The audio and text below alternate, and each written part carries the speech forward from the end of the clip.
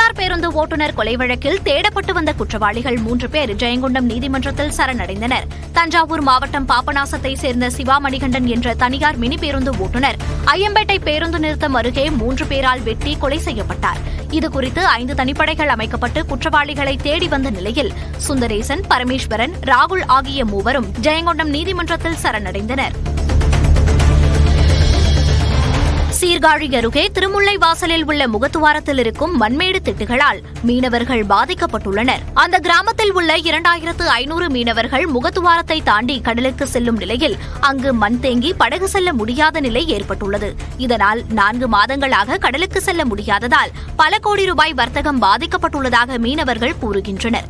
எனவே மண்மேடு திட்டுக்களை அகற்றவும், முகத்துவாரத்தை 200 மீட்டர் தொலைவுக்கு அதனை விரிவுபடுத்தவும் கோரிக்கைகள் எழுந்துள்ளன.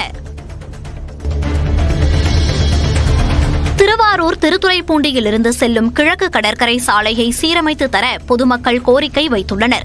காரைக்கால், தூத்துக்குடி வரை செல்லும் இந்த சாலையில் தினமும் லட்சக்கணக்கான வாகனங்கள் செல்கின்றன. பாண்டிக்கோட்டகம், சிங்களாந்தி, எடையூர் உள்ளிட்ட பகுதிகளில் இந்த சாலை குண்டும் குழியுமாக உள்ளது. இதனால் நாளுக்கு நாள் விபத்துகள் அதிகரிப்பதாக அந்த பகுதி மக்கள் கூறுகின்றனர். நெடுஞ்சாலையை பொறுத்த வரைக்கும் இந்த பாலத்தில் உள்ள நெடுஞ்சாலையில் ரொம்ப விபத்துகள் அதிகமாக நடந்திருக்கு. பார்த்தீங்கன்னா குண்டும் குழியுமா பார்த்தீங்கன்னா நிறைய பேர் பார்த்தீங்கன்னா அடிபட்டு கைகால் அடிபட்டு நிறைய பேர் உயிரிழந்திருக்கக்கூடிய சம்பவம் கூட நடந்திருக்கு. சென்னை மாநகராட்சி ரிப்பன் மாளிகையில் புதிய திட்டப்பணிகளை தொடங்கி வைத்து துணை முதலமைச்சர் உதயநிதி ஸ்டாலின் உரையாற்றி வருகிறார். காட்சிகளை நேரடியில் பார்க்கலாம். ரூபாய் 30 கோடி மதிப்பீட்டில் முடிக்கப்பட்டு மக்கள் பயன்பாட்டிற்காக திறந்து வச்சிருக்கிறோம். அது மட்டும் இல்லாம இன்னைக்கு ரூபாய் 280 கோடி ரூபாய் மதிப்பீட்டில் 493 பணிகளுக்கு அடிக்கல் நாட்டப்பட்டிருக்கு. சென்னையில 225 குளங்கள் ஏற்கனவே இருக்கிற நிலையில மேலும் புதுசா 41 குளங்களை உருவாக்கும் பணிகளில் மாநகராட்சி ஈடுபட்டிருக்கு. நீர்நிலைகள் சீரமைப்பில் கவனம் செலுத்தின் காரணமாகத்தான் சமீபத்தில் 15 சென்டிமீட்டர் மழை பெஞ்சும் பெரிய பாதிப்பு ஏற்படல. மழைநீர் வடிகால்களை சீர் செஞ்சு மழைநீர் தேங்குவதை தடுப்பது ஒரு பக்கம் இருந்தாலும் மறுபக்கம் அந்த தண்ணீரை தேக்கி நிலத்தடி நீரை உயர்த்தும் அந்த கவனத்தையும் நாம் செலுத்திக் கொண்டிருக்கின்றோம்.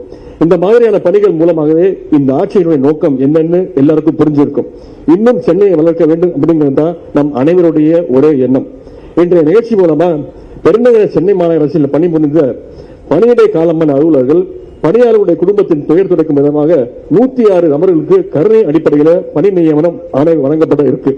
கடந்த 3 ஆண்டுகளில் மட்டும் பெருநகர சென்னை மாநகராட்சியில் 847 வாரிசுதாரர்களுக்கு கருணை அடிப்படையில் பணி நியமன ஆணை வழங்கி இருக்கின்றோம். சென்னை மாநகராட்சிக்கு உட்பட்ட சுகாதார மையங்கள்ல மருத்துவ அலுவலர்கள், சிறப்பு மருத்துவ அலுவலர்கள், மருத்துவசார் பணியாளர்கள் மற்றும் 453 பணியாளர்கள் ஒப்பந்த அடிப்படையில் தேர்வு செய்யப்பட்டு அவர்களுக்கு பணி நியமன ஆணையை இன்னைக்கு வழங்க இருக்கின்றோம். உங்க அத்தனை பேருக்கும் என்னுடைய வாழ்த்துக்களை தெரிவித்துக் கொள்கின்றேன். சிங்கார சென்னை 2.0 மக்களுக்கானது, எல்லோருக்குமானது, எல்லோரையும் உள்ளடக்கியதுதான். சென்னை ரிப்பன் மாளிகையில் புதிய திட்டப்பணிகளை தொடங்கி வைத்த பிறகு துணை முதலமைச்சர் உதயநிதி ஸ்டாலின் உரையாற்றிய காட்சிகளை பார்க்கும்.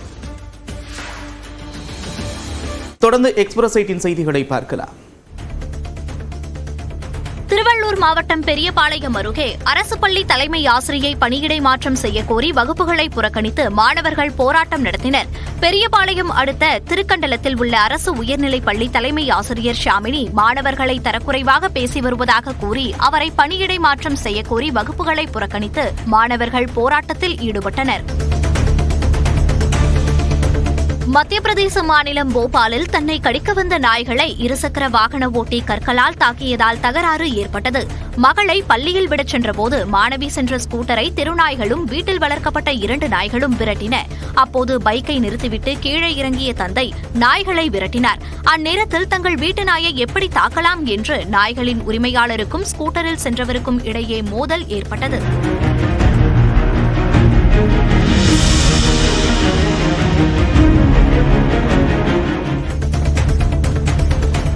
செங்கல்பட்டில் கந்தசாமி கோயில் பெயரில் பட்டா மாற்றி எழுதியதை ரத்து செய்து தங்கள் பெயருக்கு பட்டா மாற்றம் செய்யக்கோரி பொதுமக்கள் உண்ணாவிரத போராட்டத்தில் ஈடுபட்டனர். திருப்போரூர் கந்தசாமி கோயில் நிர்வாகத்திற்கு தொடர்பில்லாத 40 ஏக்கர் நிலம் யூடிஆர் திட்டத்தின் கீழ் தவறுதலாக பட்டா வழங்கப்பட்டதாகவும் இது தொடர்பாக நீதிமன்றத்தில் வழக்கு நடைபெற்று வரும் நிலையில் உரிய ஆவணங்களை சமர்ப்பித்துள்ளதாக மக்கள் தெரிவித்துள்ளனர். மேலும் கோயிலுக்கு வழங்கப்பட்ட நம்பர் 1 பட்டாவை ரத்து செய்து பட்டா மாற்றம் செய்யக்கோரி மக்கள் போராட்டத்தில் ஈடுபட்டனர். சிவகங்கை மாவட்டம் திருபுவனத்தில் அமைக்கப்பட்டுள்ள கலைஞர் நூற்றாண்டு பூங்காவிற்கு அப்பகுதியினர் வரவேற்பு தெரிவித்துள்ளனர். 30 லட்சம் ரூபாய் செலவில் இந்த பூங்கா அமைக்கப்பட்டுள்ளது. பாக்யா நகரில் பேரூராட்சி சார்பில் 10,000 பேர் வசிக்கும் திருபுவனம் பகுதியில் பொழுதுபோக்கிற்கு எந்த வசதியும் இல்லாமல் இருந்தது. தற்போது இந்த பூங்கா திறக்கப்பட்டுள்ளதால் சிறுவர்கள் முதல் பெரியவர்கள் வரை மகிழ்ச்சியடைந்துள்ளனர். குழந்தைகள் விளையாடும் உபகரணங்கள், பெரியோர்கள் உடற்பயிற்சி செய்யவும் நடைபயிற்சி செய்யவும் தனி இடம் என பல்வேறு வசதிகளுடன் இந்த பூங்கா கட்டப்பட்டுள்ளது. நெல்லை பாளையங்கோட்டை தாலுகா அலுவலகத்தில் பொங்கல் தொகுப்புடன் வழங்கிய வேட்டி சேலைகள் மழையில் நனைந்து பூசணம் பிடித்த நிலையில் குவித்து வைக்கப்பட்டுள்ளன. கடந்த ஆண்டு பொங்கல் தொகுப்புடன் வழங்கியது போக மீதமான வேட்டி சேலைகள் தாலுகா அலுவலகத்தில் வைக்கப்பட்டிருந்ததாகவும், கடந்த ஆண்டு டிசம்பர் மாதம் தென் மாவட்டங்களில் பெய்த கனமழையில் அவை நனைந்து மோசமானதாகவும் கூறப்படுகிறது. பொங்கல் தொகுப்புடன் வேட்டி சேலை வழங்க தமிழ்நாடு அரசு ஒதுக்கிய நிதியில் பெருவாரியான தொகை நஷ்டமானதாகவும், அலட்சியமாக செயல்பட்ட அதிகாரிகள் மீது நடவடிக்கை எடுக்கவும் பொதுமக்கள் கோரிக்கை விடுத்துள்ளனர்.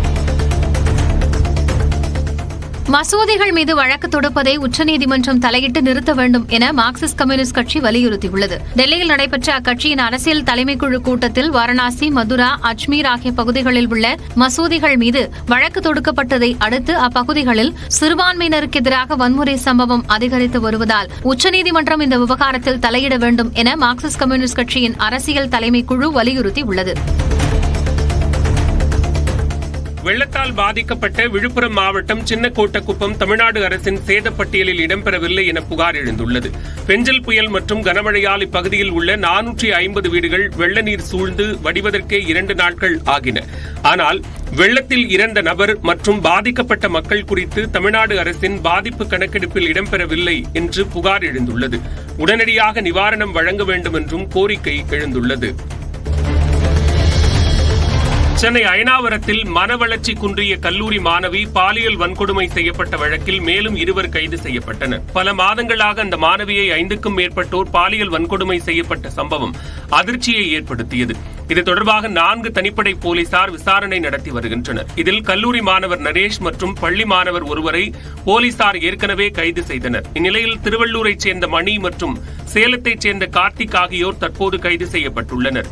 இதில் கார்த்திக் 1ஆம் ஆண்டு கல்லூரி மாணவர் ஆவார். கோவையில் மேம்பாலத்தில் பயணம் செய்த ஒருவர் மீது மாஞ்சா நூல் கழுத்தில் சிக்கியதில் அவருக்கு காயம் ஏற்பட்டது.